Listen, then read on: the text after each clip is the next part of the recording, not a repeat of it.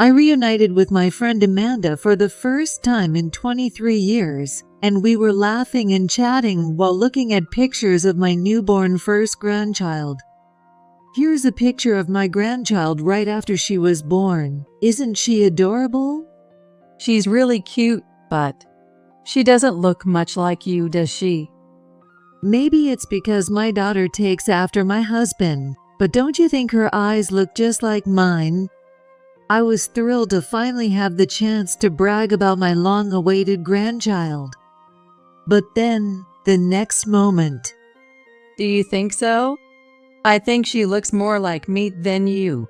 Oh, by the way, isn't it amazing that your daughter and little Hannah have the same birthday? I felt a sudden jolt of fear and discomfort when Amanda knew things she shouldn't have known. So, I decided to secretly record our conversation at that moment. Later that night, after finishing my household chores and taking a breather, I decided to listen to the recorded audio. But most of it was just an ordinary conversation. If there's anything that bothers me, it's probably these 10 rules. Amanda had given me a note saying, "Wishing your cafe success." It was a bit strange, but it seemed like normal stuff. However, as I stared at it for a while, I felt like some letters were slowly floating off the paper. When I put them together in order, it read, "Baby is mine." Surprised by the sudden sense of realization, I then tried to figure out the meaning of the sentence. Your grandchild clearly referred to my first grandchild, who was just born recently. It was a topic we discussed during the tea party, so there was no mistake about that. But what does "it is mine" mean? I couldn't make sense of this part at all. I tried to decipher other parts, but this was the only coherent sentence. Amanda's personality has changed a bit. Maybe it's just a bad joke. I tried to reassure myself and calm my nerves. But at that moment, I had no idea that this was the beginning of a terrifying gift from Amanda. I am Susan White, a former part-time employee in my 40s. My husband, Bob, and I started longing for a rural life after our only daughter, Mary, got married and moved out. A few years ago, my husband decided to take early retirement, so we sold our house and moved back to my hometown. There was an old house left untouched since my parents passed away. We decided to renovate it and open a farmhouse-style cafe. I never thought our dream would come true like this. Let's continue working together. Just the two of us. Absolutely, let's do this. On the night we finished moving in, my husband and I had this conversation, celebrating our new beginning together. However, we had no idea at that time. Little did we know that this move would trigger a terrifying event.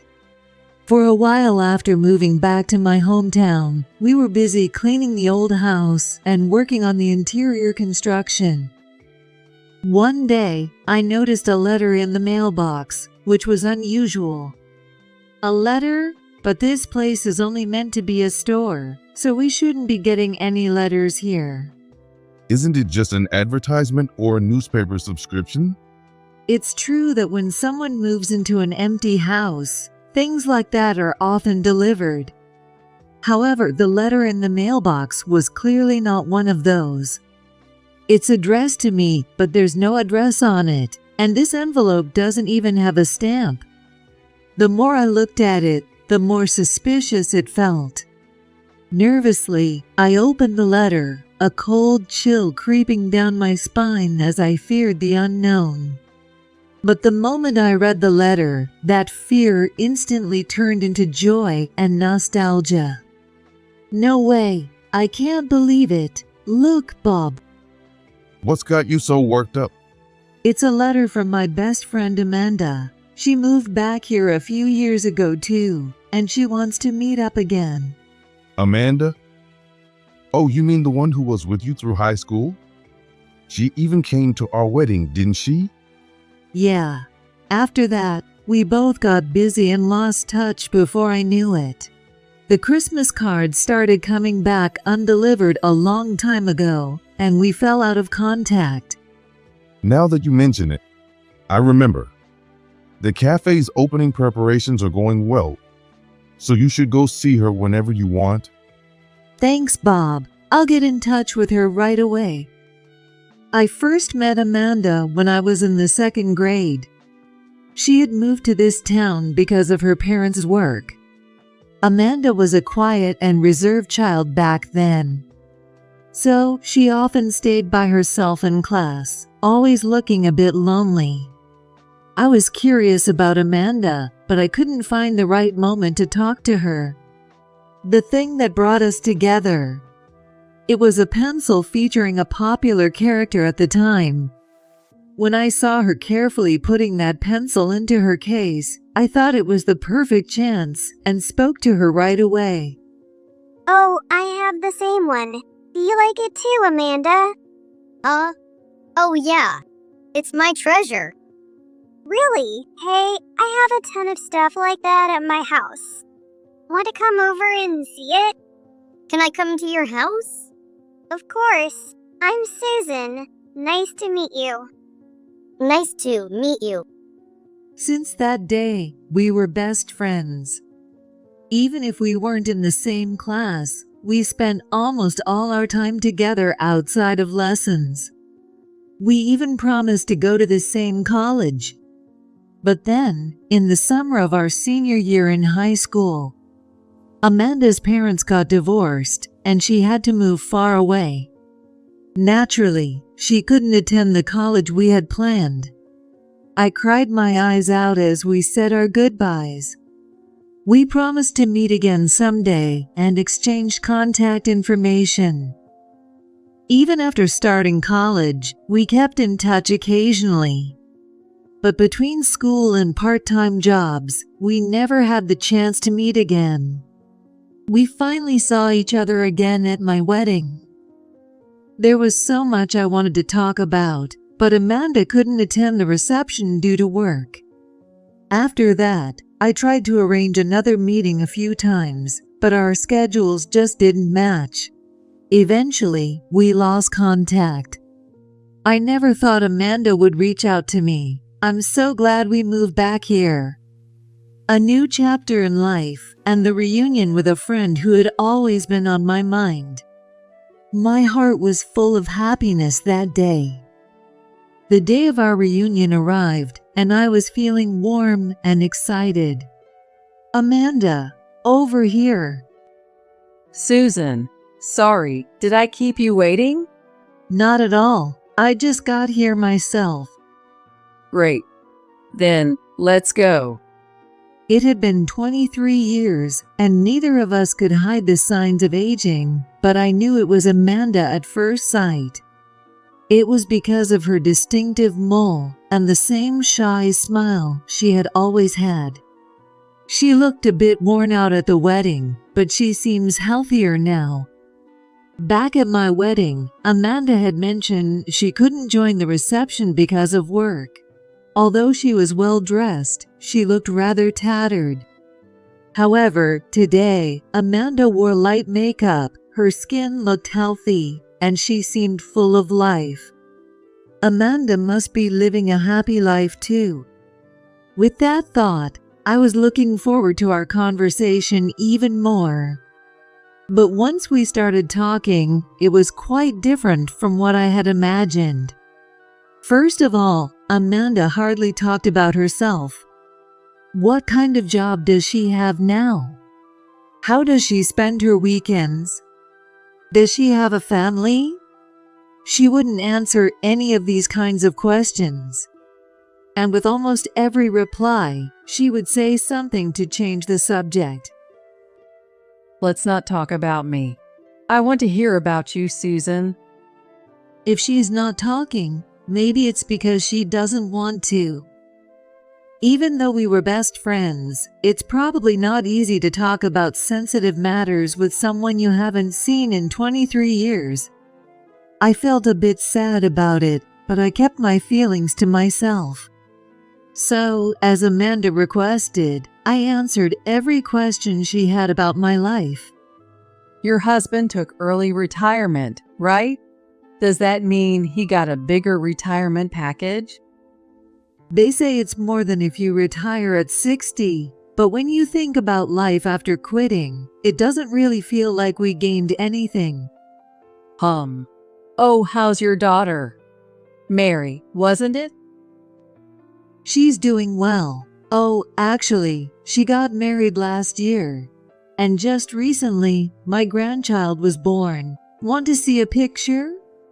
Of course. Let me see. To be honest, I was itching to talk about my first grandchild to someone. So at that moment, I was really excited to finally share it. Little did I know this would be the beginning of a nightmare.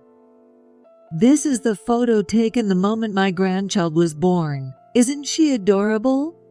She's so cute, but she doesn't look like you, Susan. Maybe it's because Mary looks more like my husband, but don't you think her eyes look just like mine? Really? I think she looks more like me than you. Mary's eyes look just like mine too. What? Really? Yes. Oh, by the way, isn't it amazing that Mary and little Hannah have the same birthday? It's such a miracle. I'd like to send gifts for both of them next time. What do you think would be good? Could you ask Mary for me? Huh? Oh yeah, sure. Did I ever tell her my grandchild's name and about the birthday? I felt a sense of unease when Amanda started talking about things she shouldn't know yet. I still didn't know anything about Amanda, so I felt like I was just bragging about myself, and it made me feel a bit uncomfortable. And then it happened again. Oh, by the way, Mary gave birth at her hometown hospital, right? It's kind of poetic, isn't it? Giving birth at the same hospital where she was born. She must have felt so emotional. There it is again. Amanda had mentioned something else she shouldn't have known. Twice was just too much, so this time, I decided to question her. That's true, but how did you know that? Huh? You just mentioned it yourself a little while ago. Oh no, are you already losing it? Believing Amanda was hiding something, I was completely taken aback by her response. Did I? Sorry, I need to use the restroom for a moment. Amanda was in such high spirits, but her smile gave me the creeps. It was so unsettling that I rushed to the bathroom. Looking in the mirror to calm myself down, I saw my own face, pale and drained of blood. What's going on? How does she know so much about Mary and my grandchild? The bizarre situation made my unease and discomfort grow stronger and stronger. No matter how much I thought about it, I couldn't figure out how Amanda knew all these things. My mind was on the verge of panic, and I even started to wonder if I was really losing it. Calm down. Either I'm losing my mind, or Amanda knows something. I need to find out which it is. After thinking it through desperately, I decided to use my phone's recording feature to capture the rest of our conversation. At that moment, I just wanted to know the truth behind this unsettling feeling. Oh, Susan, you're back. The dessert's here. Oh, right. Wow, it looks delicious. To be honest, I didn't care about the dessert at all anymore. But to figure out what's going on, I have to keep it together. So I forced myself to act cheerful. However, with the arrival of the dessert, the topic of my daughter and grandchild ended there. Instead, the conversation shifted to the cafe that we planned to open. That's wonderful. I'm so glad your dream is coming true. I'm rooting for you. At first, Amanda spoke cheerfully and encouragingly. But gradually, her comments grew more negative. But do you think you can make it in such a small town? You hear about so many neighbor disputes. Are you sure you're going to be okay? Will customers even come? What if you end up with an empty cafe? Sure, being a business owner means seriously considering whether we can keep going in the long run. I know she's concerned, but I wish she'd put it more gently. Has Amanda's personality changed? At that moment, I felt the weight of those 23 years. The kind, reserved Amanda from my memories felt like a completely different person now, and it left me feeling strangely empty. So, I decided to give up trying to figure out what was bothering me and suggested we wrap things up for the day. Oh, wait a minute. I have one last gift for you, Susan. With a strangely happy expression, Amanda began rummaging through her bag. A gift? It seemed odd to give a gift at this point, but I was genuinely touched by Amanda's gesture. Actually, I used to work in customer service. So, I came up with 10 rules for a successful cafe. Really? Wow, thank you. I was immediately interested in Amanda's past. Sure, part of it was wanting to solve the mystery of my unease, but more than anything, I wanted to know more about her life up to now. But Amanda wasn't going to let me ask about that. Here it is. Before I could even get a word in, Amanda pulled a note out of her bag and began reading it slowly. 1. Bright smile. 2. Always take on challenges. 3. Be sure to operate the cafe with joy. 4. You should operate the cafe leisurely. 5. Imagine your grandchild's smile. 6. Spring water. 7. Many types of food. 8. Is the lightning bright enough? 9. Nostalgic interior. 10. Energetic music. That's all. Here, this note is for you. Follow these, and you'll definitely succeed. Thanks. I'll make sure to use them as a reference. The content seemed a bit strange, but since she took the time to come up with it, I thanked her. By the way, Amanda, about that customer service job you mentioned. All right then, let's call it a day. I'll go settle the bill. Amanda was still smiling brightly, but there was a hint of distance in her voice as she briskly walked away. That smile, too, left me with an eerie feeling. Say hi to Mary and little Hannah for me. To top it off, she seemed oddly fixated on my daughter and grandchild as we said our goodbyes. I became scared of everything about Amanda and hurriedly left without even trying to put on a smile.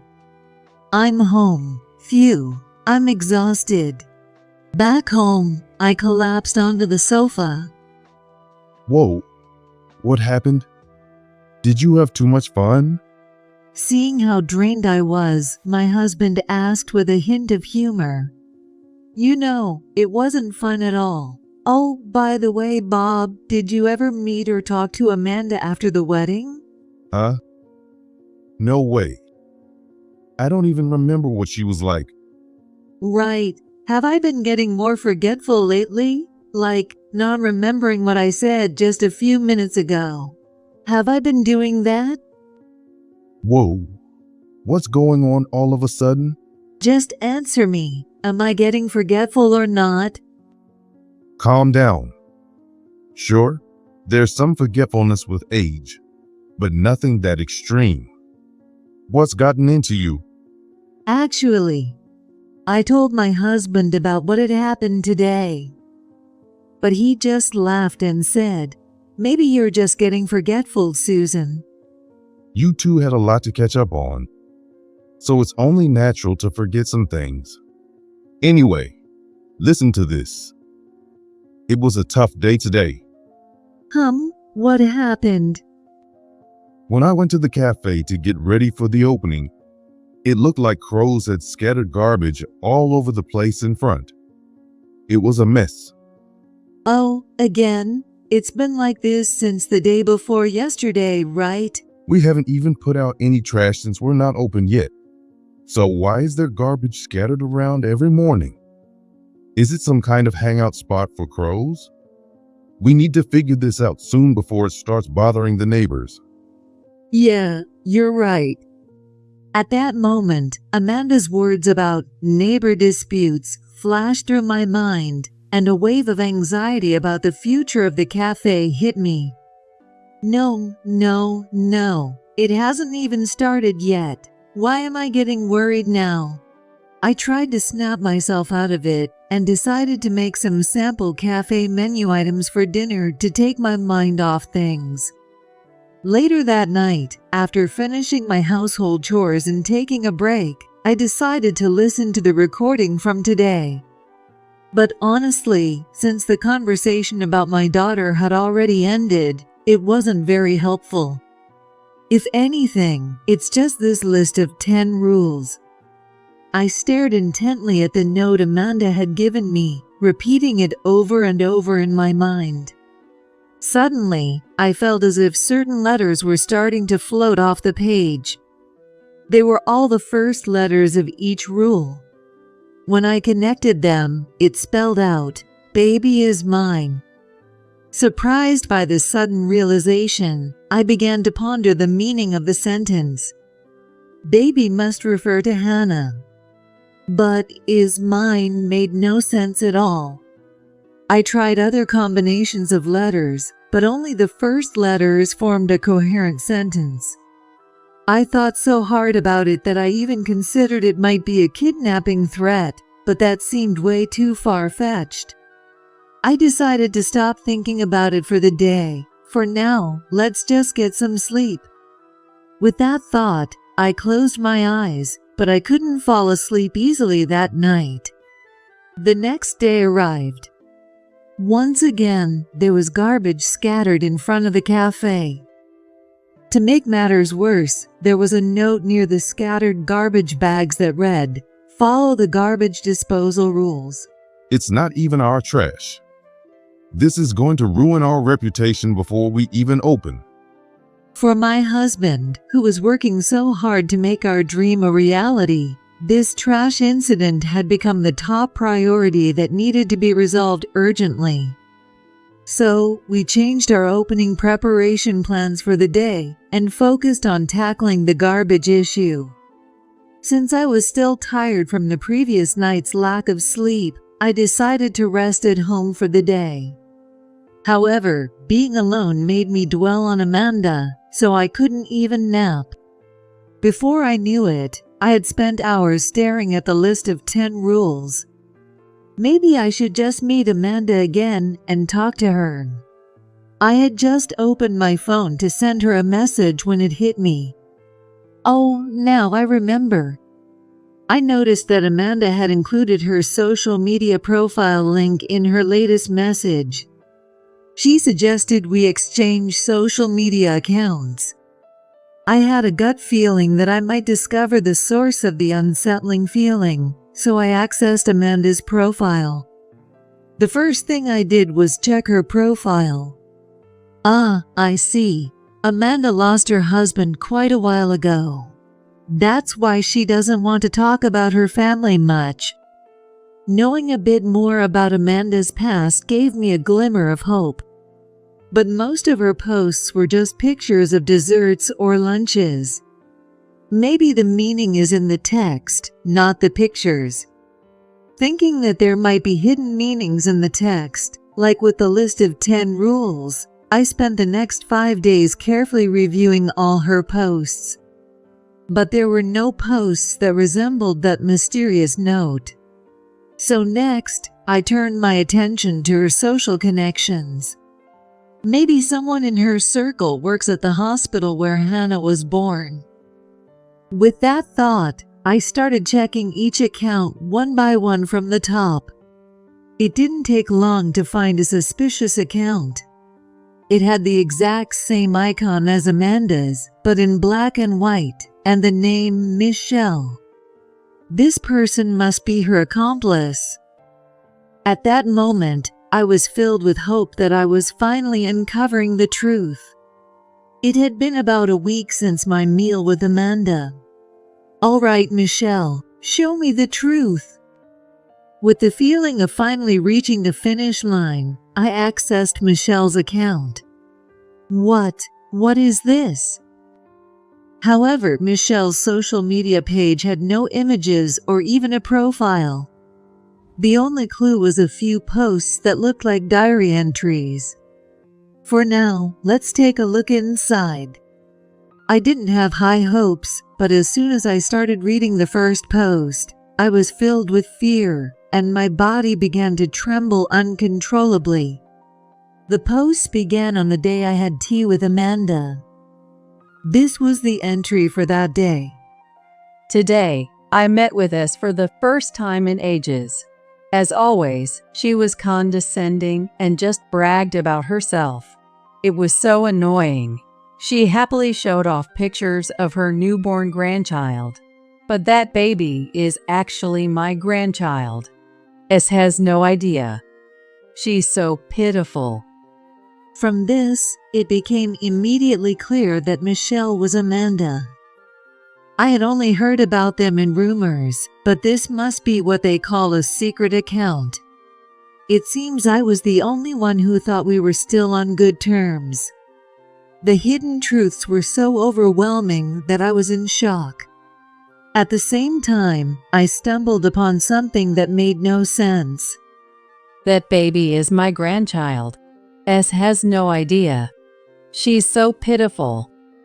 This part about my grandchild seemed to connect to the message from the 10 rules, "Baby is mine." So I decided to read through all the diary entries that day to figure out what Amanda was trying to convey. But the more I read Michelle's diary, the more eerie it became, only adding to my confusion. To sum up what the diary entries said, it went like this. S's daughter and my daughter were born at the same hospital and got switched. The proof is that my real daughter's birth weight was the same as S's daughter's, 6.5 pounds. S must have felt so proud showing off the grandchild my daughter actually gave birth to. Of course, that was impossible. When my daughter was born, there were no other newborns in the hospital. The nurses were so attentive that I felt we were getting special treatment. The idea of the babies being switched was obviously a lie, but the fact that Amanda knew the hospital, birth date, and birth weight of my daughter was deeply unsettling. That was what truly creeped me out. The more I read, the deeper the mystery grew, with no clarity in sight. 3 days after discovering Michelle's diary, noticing a new post, I immediately checked its content. What I found was even more terrifying. S and her husband are planning to open a cafe, but it seems they've already been causing trouble in the neighborhood by scattering trash. She stole my daughter and ignores society's rules. I wouldn't go to a place run by such a scary person. Everyone, beware. At the end of the post, there was a URL showing the location of our cafe. If such a misunderstanding spreads, our cafe will have to close immediately. I felt my whole body trembling with anger at Amanda's actions, spreading false information so openly to an unknown number of people. This is unacceptable, no matter what.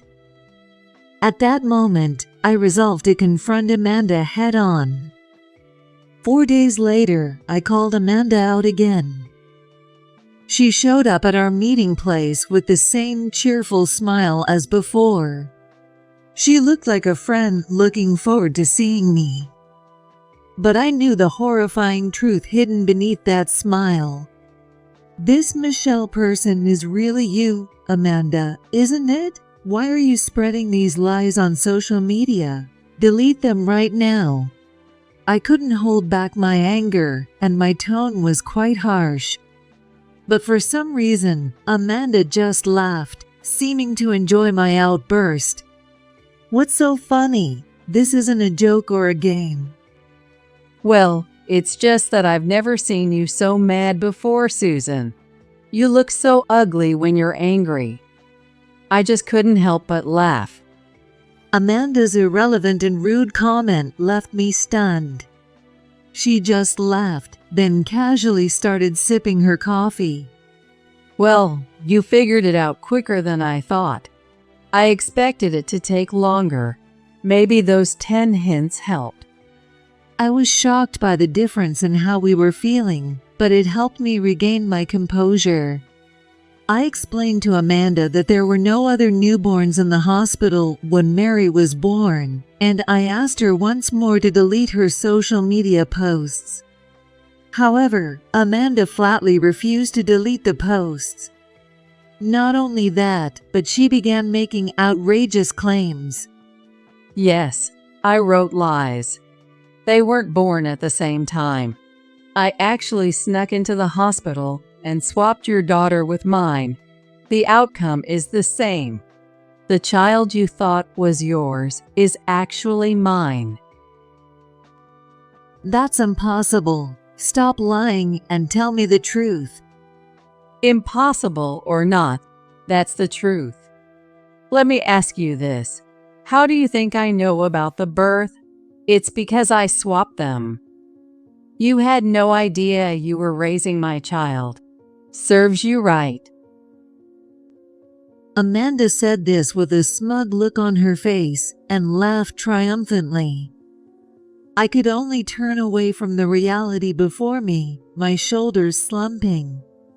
I don't believe any of this, and neither does he. What do you think? Responding to my call, my husband, Bob, and a man approached from a nearby table. What? How? The moment Amanda saw the man's face, her smug expression turned to shock. I called him to get to the bottom of this. When I asked him about your social media posts, he said he wanted to talk to you directly. No way.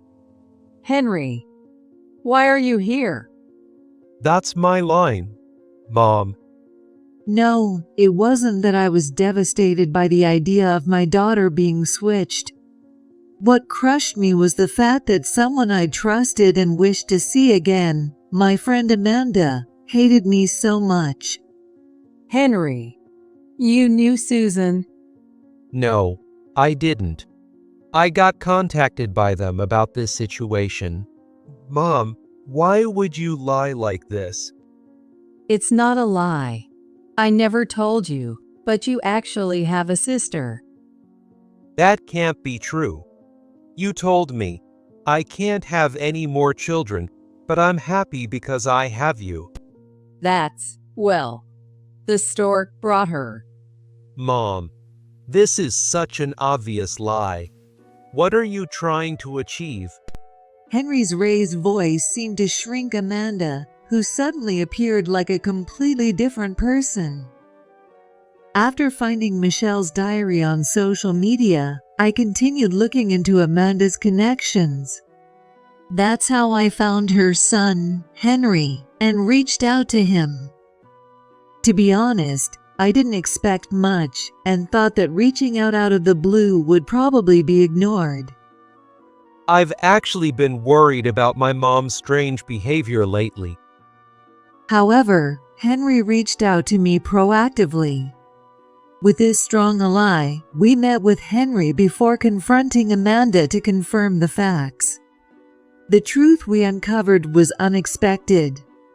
After her parents divorced, Amanda lived with her mother, but during her second year of college, her mother ran off with a man. Later, it was discovered that her mother had accumulated a large debt and loan sharks began harassing them. Amanda dropped out of college and started working nights to pay off the debt. She became romantically involved with a man she met during that time, resulting in the birth of Henry, but she was unable to marry him and ended up as a single mother. When I left home, my mom told me everything about her life, my father, and her health. Her health? Does Amanda have an illness? No, actually, when I was born, they found a condition and had to remove her uterus during the delivery. She told me that's why she has a big scar on her abdomen. I see. So, there's no way Amanda could have had another child besides you, Henry? That's right. Also, my mom's been living in this town for almost 10 years. She said it was her favorite place with the best memories, so it made her feel at peace. But a few years ago, she started acting erratically, suddenly becoming agitated or overly cheerful. The period when Amanda's emotions became unstable. That was the same time when my husband and I moved here. When I heard this, I felt certain it wasn't a coincidence. Sadly, my intuition was right. Even after revealing we knew everything, Amanda kept that eerie smile on her face. Henry, clearly frustrated by Amanda's attitude, asked in a firm voice, Mom, tell me, what were you trying to accomplish by doing all this? Amanda smirked and answered gleefully, What do you think? I just wanted to make Susan suffer, even if just a little. Oh, it's such a shame it got exposed so soon. But behind her words and smile, there was clear hatred in her eyes as she stared at me. Why, we were best friends. Amanda responded with irritation to my confusion. Huh? Don't pretend to be a saint when you've been looking down on me all along. What? What do you mean? I was utterly taken aback. However, my reaction seemed to irritate Amanda even more. She let out a big sigh and then, in a rushed and angry tone, began to rant. That pencil was my treasure, and you had shelves full of merchandise. While I was desperately paying off my parents' debts, you were a carefree college student. You had a lavish wedding, a happy family, and now a cafe with your husband? A grandchild, too? Enough already. Stunned by how outrageous her words were, I remained silent, and Amanda continued. You showed off your happiness with those Christmas cards, and now you flaunt it in front of my face. You're a terrible person. Give me back my peaceful life. You mean that's why? Yes. Every time I was miserable, you looked down on me and bragged about your happiness. This is revenge. It's all your fault, Susan. Her selfish and one-sided reasoning left me and my husband speechless. Then Henry, who had been listening, snapped at Amanda. That's not true. Do you even realize what you're saying? Amanda turned to glare at me, then unleashed a stream of insults. And now you're trying to take my son away from me too? You really are a horrible woman. Hearing those words from someone I once considered my best friend nearly broke me. Amanda, just tell me one thing. How did you find out about my daughter and grandchild? I peeked at the hospital records when I was working there temporarily. You made it easy by showing up with Mary right in front of me, so I knew which hospital it was. I see. And the story about the swap was for your revenge too. Exactly. Isn't it the ultimate misery to find out your beloved daughter and grandchild aren't actually related to you? It's a shame it was uncovered so soon, but with the cafe's failure practically guaranteed, I'll take it as a win. Amanda burst into laughter, her face twisted with a malicious grin. At that moment, I realized the person before me was no longer my friend, and tears welled up in my eyes. My husband noticed and gently pulled me into his arms. In a calm voice, he began to speak. Amanda, you've been dumping trash in front of our cafe every morning, haven't you? What? What are you talking about? It's your fault for being so careless. Don't blame me. It's useless to lie. You're clearly caught on the security camera. He showed Amanda the footage on his phone. After reuniting with Amanda, my husband had immediately installed security cameras the next day to deal with the trash issue. The camera had captured a woman with a distinctive mole. Amanda, without a doubt. I'm planning to take this to the police. However, if you delete the social media posts and promise never to contact us again, we'll let it go this time. That's really me? Isn't this doctored? But Amanda refused to admit it. Realizing it was pointless to argue, my husband ignored Amanda's denial and decided to resolve things with Henry. As a result, Henry took Amanda's phone and deleted the social media posts right in front of us. He also promised to ensure she would never bother us again. Well, the issue's resolved, but it leaves a bad taste, I said. Amanda left, still muttering about how she was right and how much she despised me. Her intense obsession made me fearful of Amanda all over again. Is this really over? I couldn't help but wonder. Later, my husband looked up some information online and suggested that Amanda might have had paranoid personality disorder. Amanda's behavior indeed had many similarities to what we read online, and the Amanda I knew long ago was not like this. Even so, that doesn't justify spreading baseless rumors or hurting others. No matter the reason, the bitter aftertaste didn't go away.